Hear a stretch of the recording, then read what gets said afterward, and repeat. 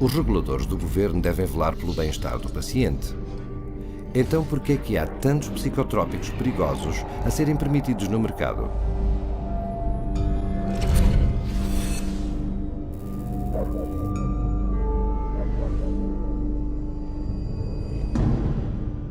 A certo ponto, a Food and Drug Administration dos Estados Unidos foi considerada o padrão ouro em segurança de drogas.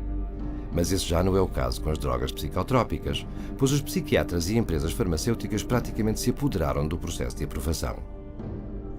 Os painéis consultivos da FDA que recomendam a aprovação de psicotrópicos há muito que foram preenchidos por psiquiatras com laços financeiros a empresas farmacêuticas. Um estudo mostrou que 92% das reuniões consultivas da FDA na última década incluíram pelo menos um membro com conflito de interesses.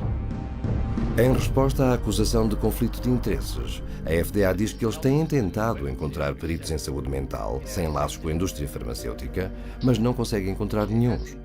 Para resolver isto, eles emitem renúncias em que um psiquiatra é autorizado a fazer parte de um painel consultivo sobre psicotrópicos, apesar de ter um conflito de interesses de até $50 mil por ano com empresas farmacêuticas.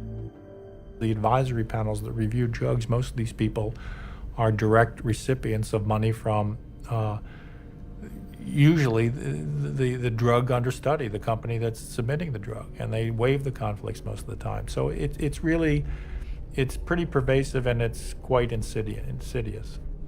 Full waivers have been granted to the following participants. Dr. Andrew Leon for his role as a member of a data safety monitoring board for an affected firm. He receives between $10,001 and $50,000 per year.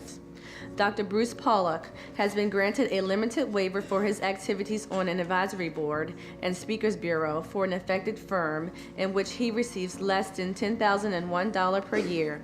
Ms. Jean Bronstein for her ownership of stock and a bond in an affected firm in which the value falls between $50,001 and $100,000. You could be paid massive amounts of money by the drug companies, in this sense, and then turn your head here and say, okay, now I'm going to review the drug. And that huge conflict of interest was not to be discussed. In fact, they didn't want people putting it out there. That was the policy. So they still allow it. They still allow that conflict to continue. But now it's meant to, they're supposed to acknowledge if there's a conflict of interest. But acknowledging the conflict and getting rid of the conflict are two different things. A rotação entre o governo, a academia e a indústria farmacêutica é um dos segredos mais mal guardados da psiquiatria. It's revolving door, FDA and drug, FDA and drug. So we have a system where those institutions that people trust, want to trust, would like to trust, are truly untrustworthy. Um exemplo, Daniel Troy, um antigo membro de um grupo de pressão de uma empresa farmacêutica que foi contratado como advogado-geral para a FDA, onde ele apresentou peças forenses a favor de empresas farmacêuticas e contra vítimas de drogas.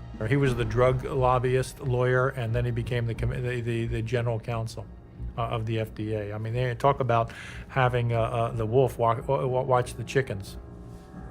Depois de deixar a FDA, Daniel Troy regressou à indústria farmacêutica, onde agora é o vice-presidente superior e advogado-geral para o gigante farmacêutico GlaxoSmithKline. É nesta atmosfera que os psiquiatras na FDA concedem aos fabricantes de drogas a aprovação para vender psicotrópicos. Mas os ensaios clínicos não devem acabar aqui. Ainda falta uma etapa final do teste. A fase 4. A fase 4 requer que as empresas farmacêuticas registrem os efeitos secundários adversos que irão indubitavelmente ocorrer no público em geral, muito para além das pequenas amostras da fase 3.